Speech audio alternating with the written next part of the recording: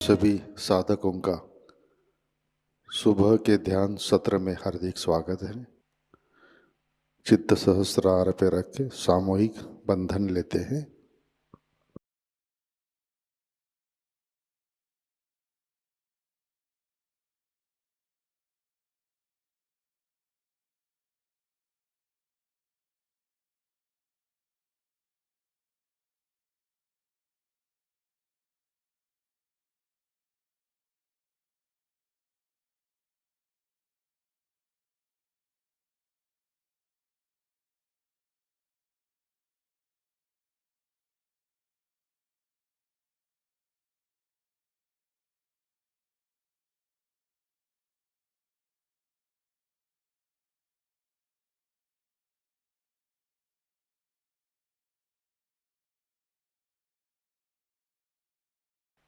ध्यान की शुरुआत 3 महामंत्र तत्पश्चात श्री गणेश मंत्र से करते हैं।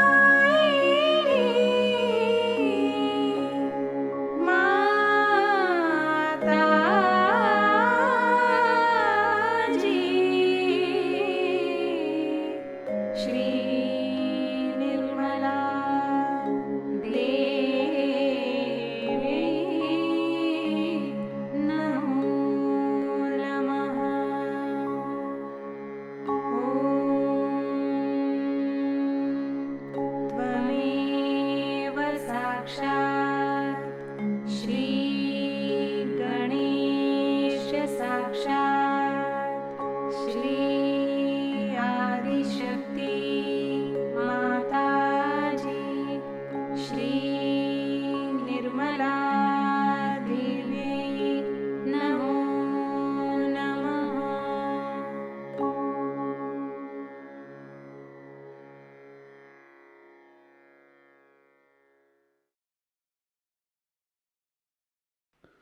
परम पूज्य श्री माता जी, कृपावंत होकर आप हमारे सहस्रार पर विराजिए। श्री माता जी, कृपा कर हमारा आत्म साक्षात्कार दृढ़ कीजिए। श्री माता जी, हम सब अपना अहंकार और प्रति अहंकार आपके श्री चरणों पर समर्पित करते हैं। कृपावंत होकर आप हमें निर्विचारिता प्रदान कीजिए।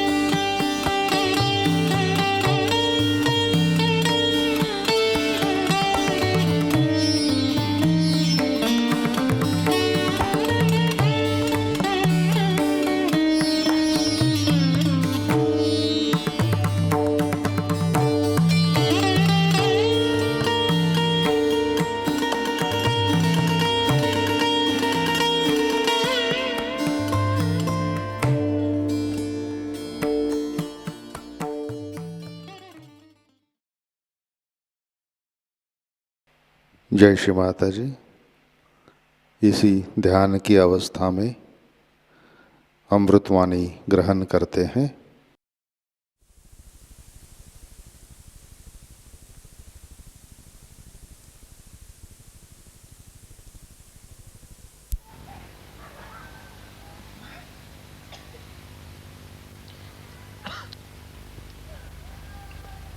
I am immensely joyous to see all of you here.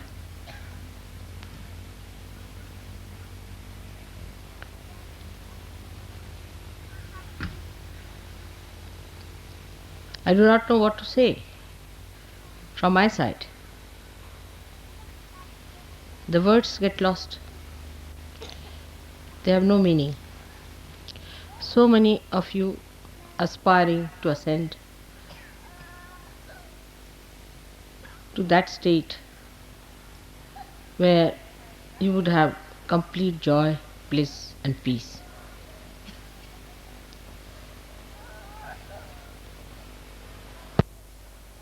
This is what I could give you.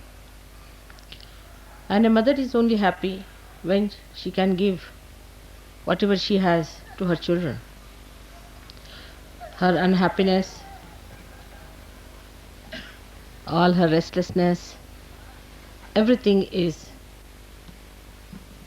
just to achieve that end, to gift all that she has. I don't know how much to thank you people to go through all this, to get to that treasure that you have within yourself.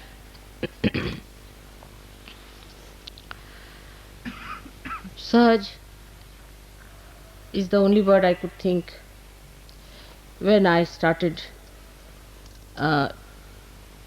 to manifest Sahasrar opening.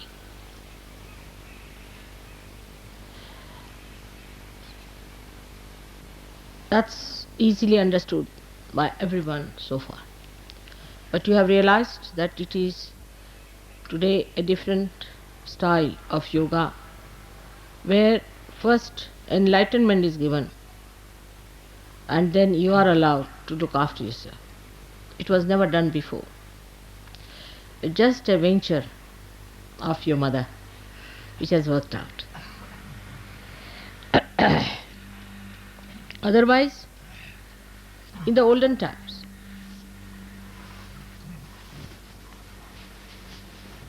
हे कमी ठेवलाय तुम्ही पसार. In the olden times, the system of, it's rather too close, I don't want to do it. Am I all right? Yes. It's adjustment, all right? It's all right, it's better. So, in the olden times, of course, the concern of the divine was to get people enlightened. And he did not know how to work it out. No incarnation ever tried to work it out in this fashion. But whenever they tried to have a very severe hardship for the seekers, very severe hardships. I wondered how many of you have read the treatise of Buddha when he used to travel with thousands of his disciples, not giving realization. They were not realized souls, without feeling any joy around, with two clothes, living in the jungles, just two clothes. And the area where he visited, which I have seen myself, is terribly cold, chilly, absolutely chilly. And the clothes were not clothes actually, it was cloth, covering their body, sleeping on the open ground. In very severe winter, or maybe the summer. Without any shoes, they were asked to walk for miles together, miles together. If you go and see where Buddha has walked and trodden, you'll be surprised.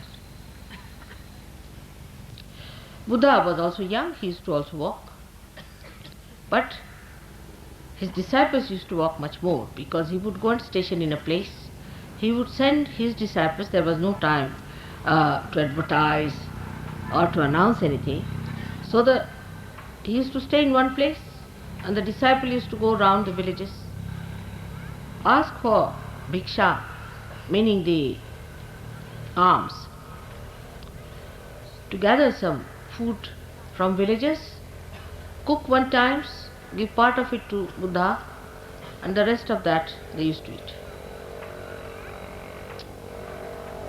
They would go work out, get people from all the villages, whatever was possible, and would bring them to Buddha for a sermon. such sacrifices. They have lived in huts, caves, in terrible darkness, meditating, but they never got realization. Very few got their realization. They were people who were sons of great princes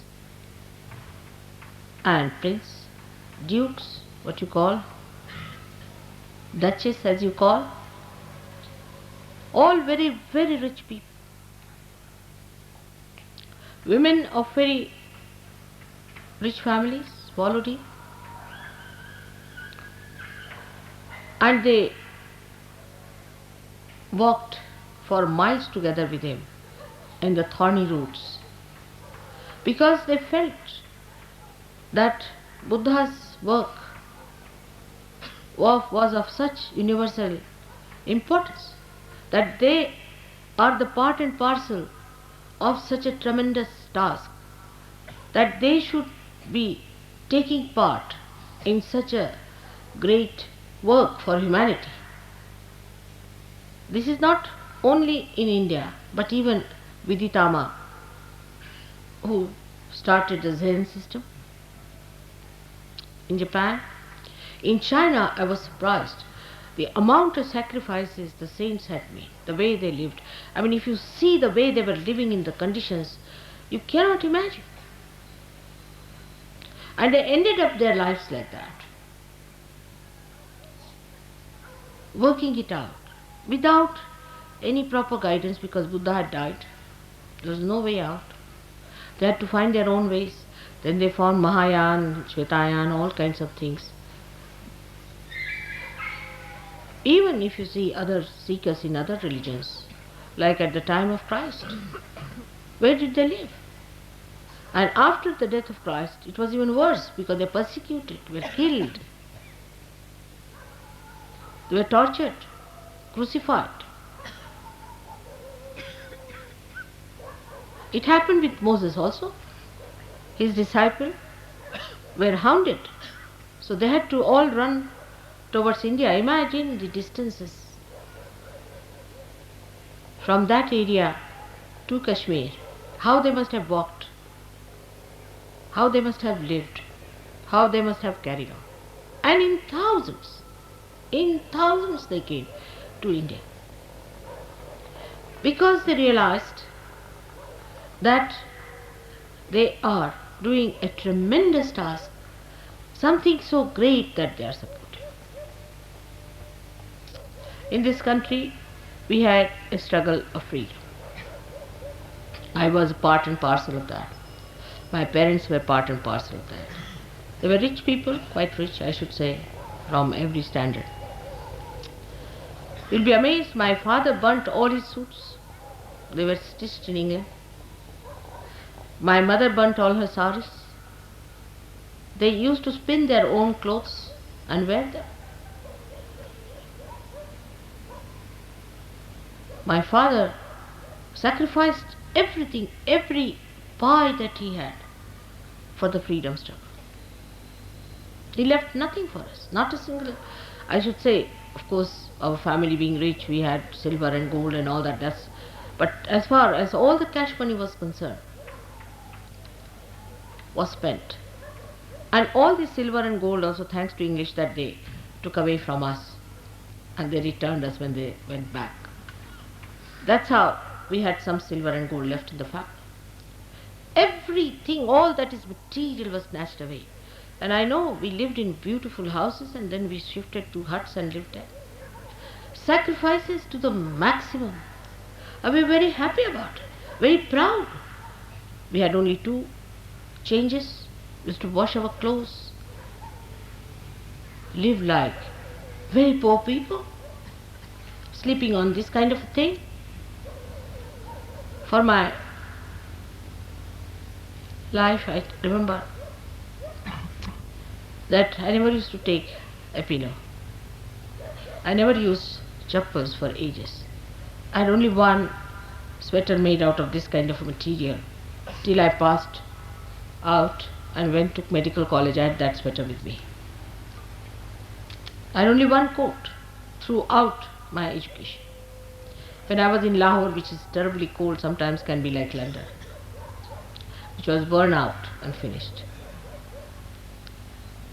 But we never grudged and never grumbled and never said that our father should have looked after us and done something. Why did he just sacrifice everything for the country? Never, never, never.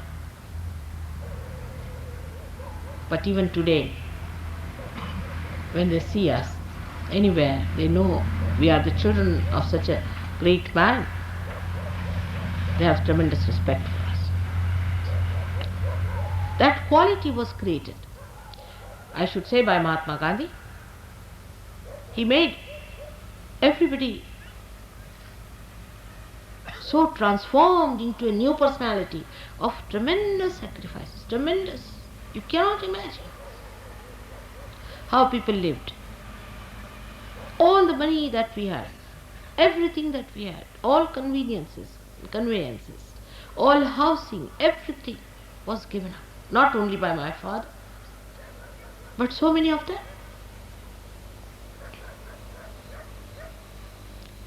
Otherwise, we could not have got our freedom. To get our freedom, this country has sacrificed so much. Now, after that, we are here to get our freedom, to get the freedom for our spirit, to make our spirit free from our greed, lust, from your anger, from our conditionings, from our terrible ego, from the body being enslaved by comfort.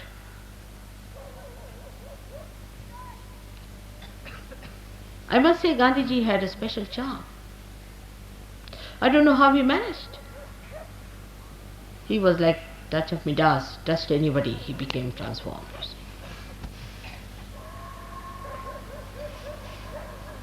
And he was an extremely strict man, very kind to me, to children. But he was an extremely strict man. He would not tolerate any nonsense at all. Throughout, if you study the way all these people were brought up, not only for freedom of or independence, but even before that, for spiritual life, anywhere, this one thing very common is sacrifice. And the consciousness that you are doing something right. Consciousness that you are part and parcel of the whole. Such a big thing, such a big work, such a noble cause.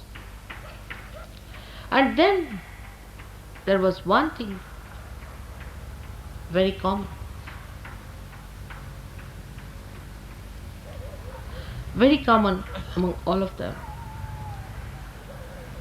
that the noble cause, the upliftment of the noble cause, made them sacrifice in such a Sahaj manner. Much more than the Sahaja Yogis sometimes, who have got so much in Sahaja Yoga. They have got their joy, they have got their spirit. I have seen it with my own eyes. Such people in this country, whom you may call legendary, but I have seen it. Thousands of people were killed and butchered. Children died.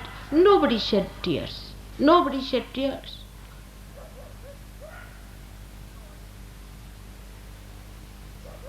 But to feel that you are for such a noble cause, itself gives you that joy and that sense of involvement. And moreover, what I know about Mahatma Gandhi and other people, what I have seen, how they were, everybody was not allowed to come in. And anybody who did even slightest thing less than, whether he was a king's son or he was anybody's daughter or anything, any little thing they spoiled, anything, he was chucked. I have stayed in Gandhi's ashram, so I know what it is. And that's how you know I can go through rigorous life. It is history. All the children about 12 years had to clean the whole of that ashram area, which is in actually 50 acres of land, every morning. They had to clean their latrines. Also the latrines of the guests, I have cleaned. And they were allowed only 2 dresses. And nothing could be kept, even you cannot see one paper anywhere, any litter anywhere. So clean, spick and span.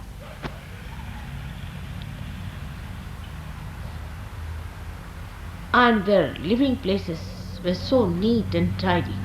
It was all done with cow dung, completely with cow dung. Everybody had to take a bath early in the morning at 4 o'clock with cold water. Whether it was Jawaharlal Nehru or Abul Kalam Azad, my father, of any age group or a child. And 5 o'clock, Mahatma Gandhi was there for his lecture. Please don't raise your hands and raise your kundalinis. Please be seated. That's not the way. Try to understand what I am talking. And then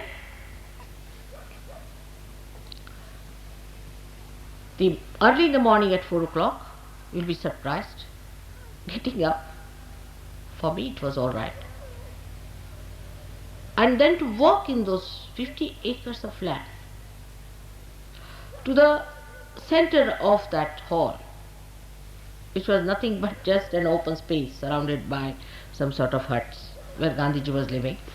To walk all the way, after bath, after getting ready and all that, and snakes used to crawl along. Nobody was bitten, of course. I think the snakes understood that people were busy with the great job of freeing this great country.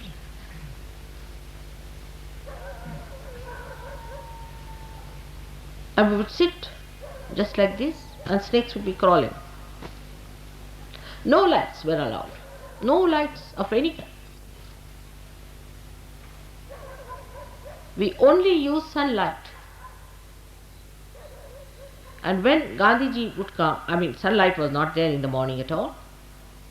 Some lanterns were brought to put there, and we would see the snakes crawling up.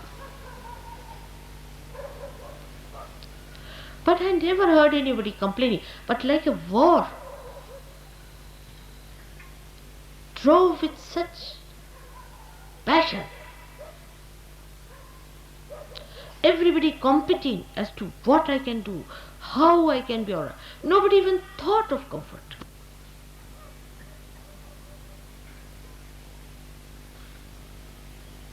Of course, they were all about, say, up to 50 years of age or something like that, maybe.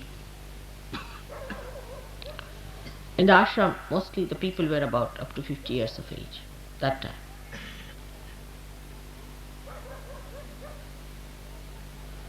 And I have seen with my own eyes the people who had huge cars in the house and things like that, they sold off, they threw it away.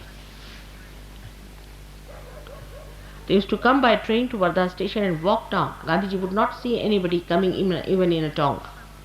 And they listened to him and obeyed him.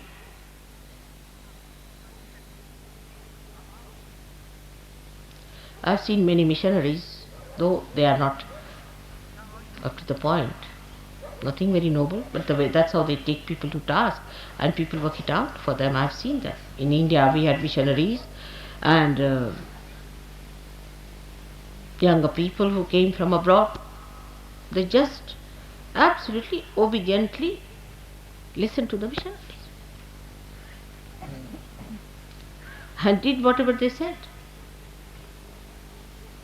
Now today we are doing, as you know, the greatest of greatest work, because freedom, independence of freedom, or freedom, is of course necessary, political freedom to talk even about God. We could not even make a small little needle at that time. We were not allowed by the government, so much oppressed. So we had to get out of the shackles of slavery, no doubt. But now I find we have another kind of slavery, a slavery of selfishness, self-oriented. This is my comfort, I must have this, it should be enjoyable, I'm enjoying, I'm this, I'm that. You should enjoy, otherwise it is not something great. I mean, the whole thing should provide you some sort of a feeling instead of you providing the feeling.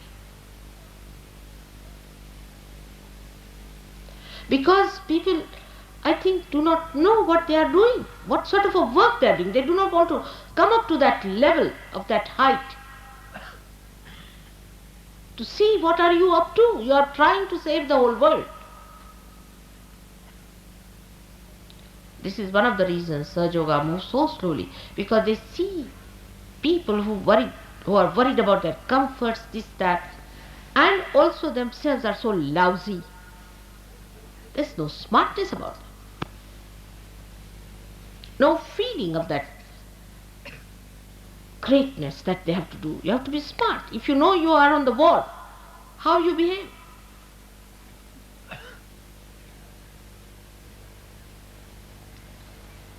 I'm sure the mediocrity is much less now. Better people. I'm sure we'll get even better people now. Much better people. They worry about little things of their families, this, that. They worry about their own problems and their jobs and this and that. I mean, nobody could talk like this to Gandhiji. I tell you, he would have slapped. Take it from me.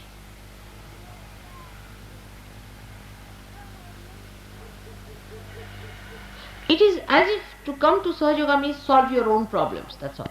Though they are solved, no doubt, you are helped, God helps you so much. But how much are you doing about it? Of course, we have some very great Sahaja Yogis, I would not deny that fact. We have some, much more than I had ever. And that's why I'm very joyous about it. But the dedication we have, we count every penny that we spend, how much we've got out of that penny, what did we do about it? This is not the way. Buddha never spent a single penny of his own. He got money from all his disciples, built all these big things and all that. He never had even a public help from anybody else. So rise now. You must rise above your petty, small mind. Rise up to the point where you should know you are going to save the whole humanity. If you cannot feel that, it's better to leave Sahaja Yoga. Sahaja Yoga is not meant for people who are lousy. In Marathi the word is gabale. Tukarama has said, "Yerea gabalyatse kamano ve." It is not the work of the lousy.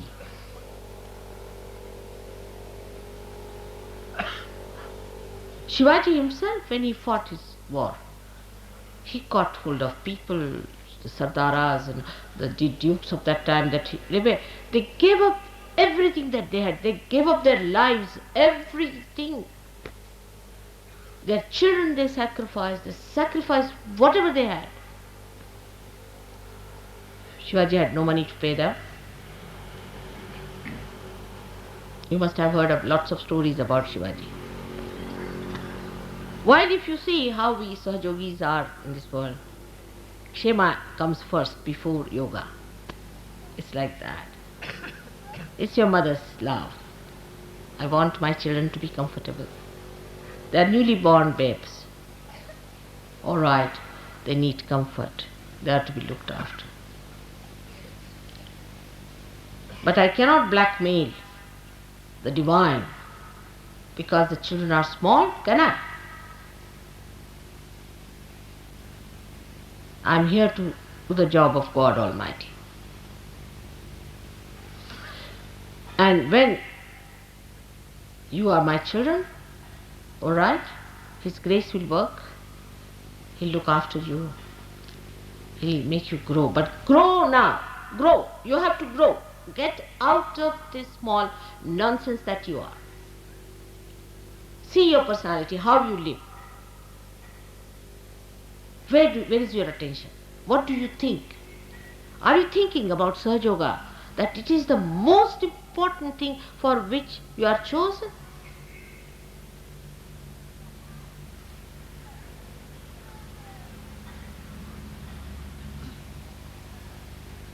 I feel sometimes, as I was feeling all the time, that you might be uncomfortable in many places.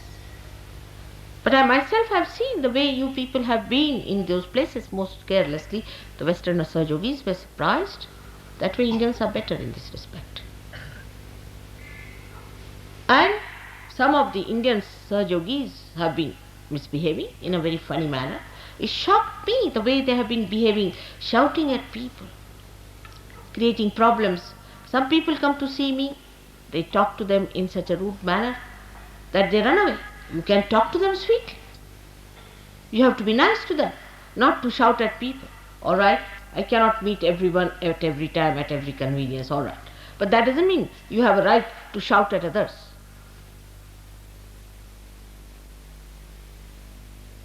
This is so petty and so low that I don't know how far I have to come down.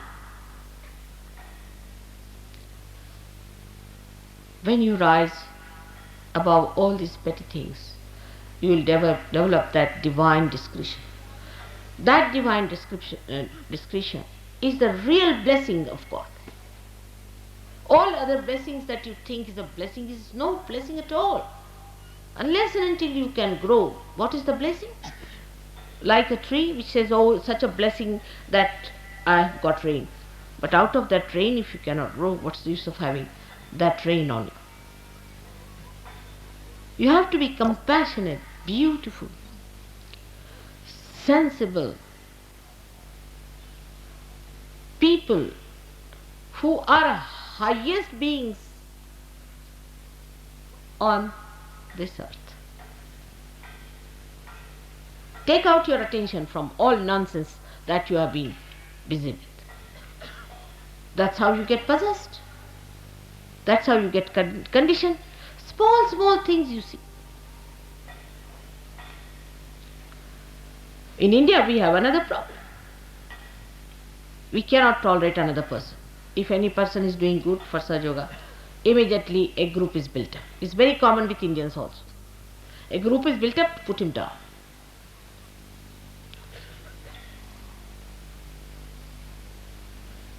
This was not done when Gandhiji was there. I don't know how it happens. It only happens with poor leadership. I think I don't have that leadership. At the time of Gandhiji, he used to blast people out completely, cutting each other's throat and saying things back behind, forming groups. Anybody who works out something nice and I try to help that person to express himself, immediately a group comes up too. And there are some hopelessly peripheral, useless Sahaja Yogis in the West and in the East who try to make a mess of things.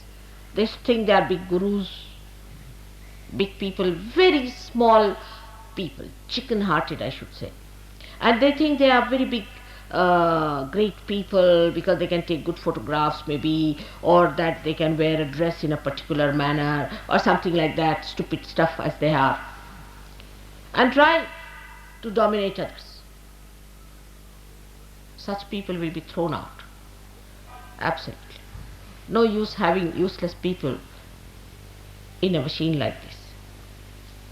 Today is the beginning of a new era, of people of very high qualities, whose spirit has been enlightened. Let's all think about it. Now you have to rule yourself and you have to rule others through compassion, love and discretion. Today that's the big time that I've declared that it is the universal religion, the Nirmala religion, which is formed out of my teachings of love. But it doesn't mean by any chance that you remain dwarfs. I'm not going to spoil. I'm not going to spoil you by keeping you dwarfy people. So, try to rise. Do not dominate each other. Respect. Respect each other. You are out for a very big work of Virat. How much you know about the divine, nobody has known so far. But fix up yourself. I have known of a very great saint called Gagangad Maharaj who's fallen down completely. If a person like him can fall down, you also can fall down if you do not understand what is your worth, what is your value, and what is the position you are given. So we have to today, with all our love for our mother, have to decide in our heart that we are going to have large-heartedness of sacrifices. What have we sacrificed so far? Just think of it, have we? Did we sacrifice anything?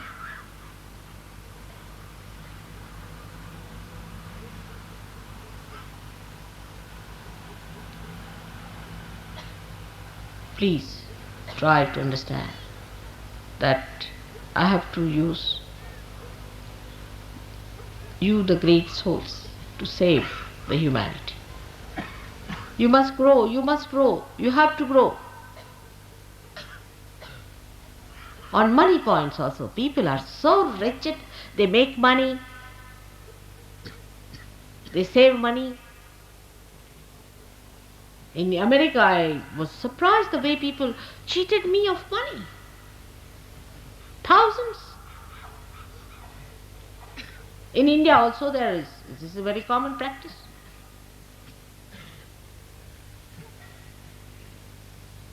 Then, if you have career-mindedness and you are very ambitious, how my job will remain, this, that, you better get out of Sahaja Yoga.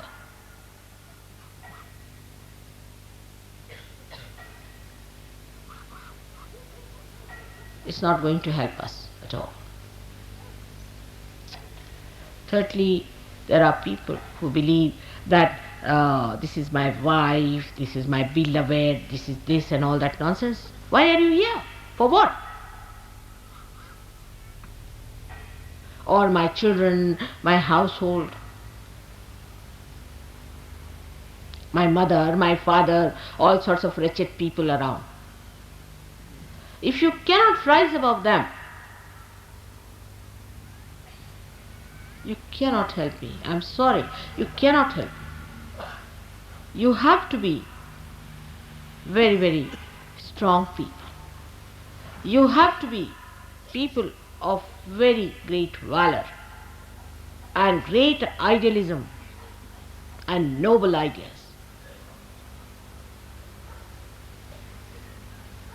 Some are like petty shopkeepers who follow the platoons to sell some things around. In Marathi it's called Bazar Bunge. So now you meditate upon this point that here we are to establish the universal religion of ascent. It's a tremendous task. If I could do it alone, I would have done it, but I cannot.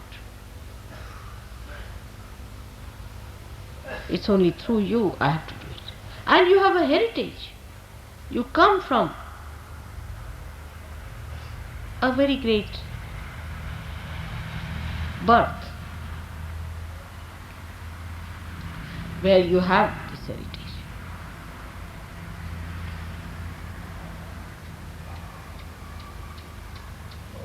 With that heritage, if I cannot manage you, I think I better give up your leadership. I cannot do it.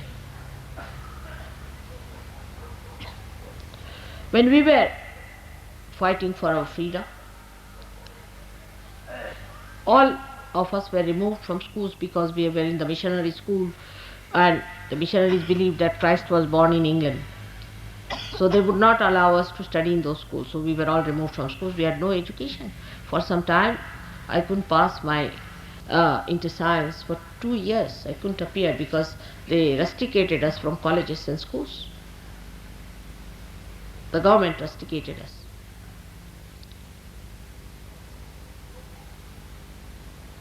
But we were such proud children, very proud. I was, of course, very much thick in it. I was never frightened. I was just an 18-year-old girl. And I remember one day, some people came and told us that your father is transferred from this jail to another jail. They had such pride for us, all the people. So they had brought cars to take us down. And there were so many there. And mother naturally was worried because I was a young girl. The police used to torture me, used to give me shock and make my life very miserable, beat me and all that. So she was crying and she told an old gentleman who was there that I'm worried about my daughter. I don't want her to be tortured anymore. So I went and smiled at him. So he said, no, you just don't stop it now. You just don't do it. It's not proper. So my father took me aside. He said, don't listen to this old Johnny. He's now about to die. Forget him. I would like all my children to be sacrificed on the altar of freedom. If you are doing it, I'm a proud mother, and I'll tell your mother to behave herself. I'm so proud of you.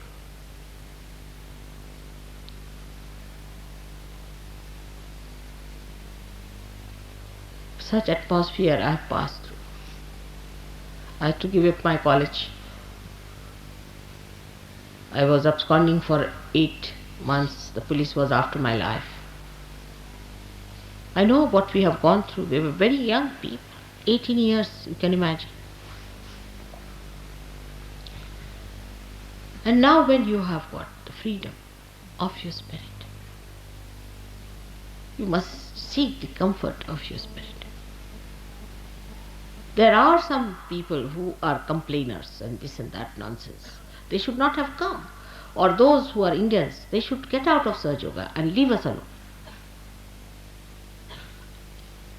But those who know that they have come here not to enjoy themselves only, but to make the whole world enjoy what you have got, to give it to them, and for that one has to sacrifice.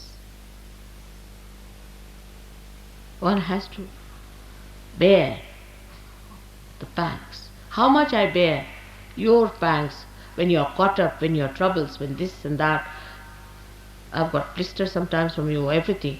I don't mind because it is my life, my mission, my existence, my everything is for the purpose of emancipation of humanity. Even the last drop of my blood is for that. So my satisfactions are very different. Please remember, you are born of a very brave mother. Please try to rise. Be proud that you are doing such tremendous task.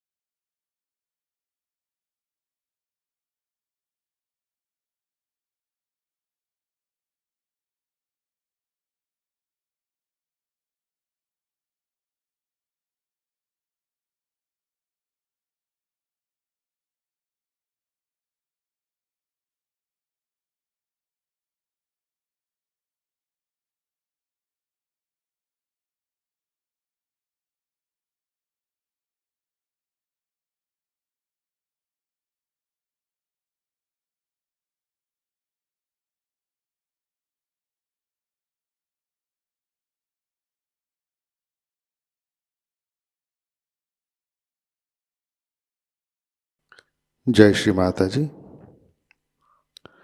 अपना चित्त सहस्रार पे रखें, प्रार्थना अर्पित करते हैं। परम पूज्य श्री माता जी, आज का ध्यान हम सब आपके श्री चरणों पर समर्पित करते हैं। श्री माता जी, आपने हमें आत्म साक्षात्कार दिया, परम चैतन्य से आशीर्वादित किया, हमारा चित्त सहस्रार में स्थित किया। इन सब के लिए हम हृदय से आपके ऋणी है, आभारी है। श्री माता जी, आपकी कृपा में हम हमारा अहंकार और प्रति अहंकार आपके श्री चरणों में समर्पित करते हैं। श्री माता जी, आप ही कर्ता, कर्विता और भोक्ता है, हम तो केवल निमित्त मात्र है। श्री माता जी, कृपा कर आप हमारे अंदर आध्यात्मिक परिवर्तन घटित कीजिए, हमें स्वयं की पहचान दीजिए। श्री माता जी, कृपा कर आप हमें निर्विकल्प स्थिति प्रदान कीजिए, हमारा उत्थान निर्विकल्प स्थिति में कीजिए। श्री माता जी, कृपा कर आप हमें विश्व निर्मल धर्म में प्रस्थापित कीजिए। श्री माता जी, हमारे सारे प्रार्थनाओं को स्वीकार कीजिए और हमें आशीर्वादित करने की कृपा कीजिए। परम पूज्य श्री माता जी, आपके श्री चरणों पर हमारा कोटि कोटि नमन, कोटि कोटि नमन, अनंत कोटि नमन।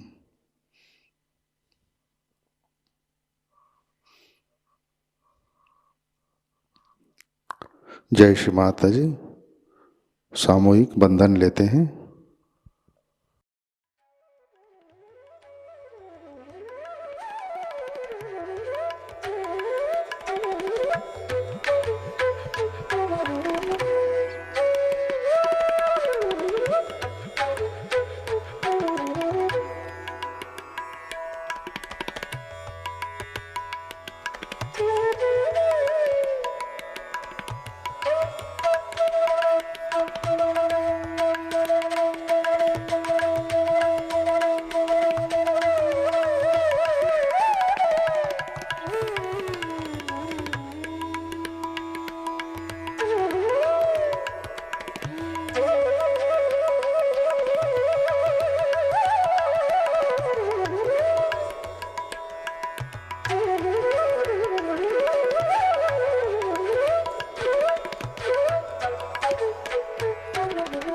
आज का ध्यान सत्र यहीं पे संपन्न होता है।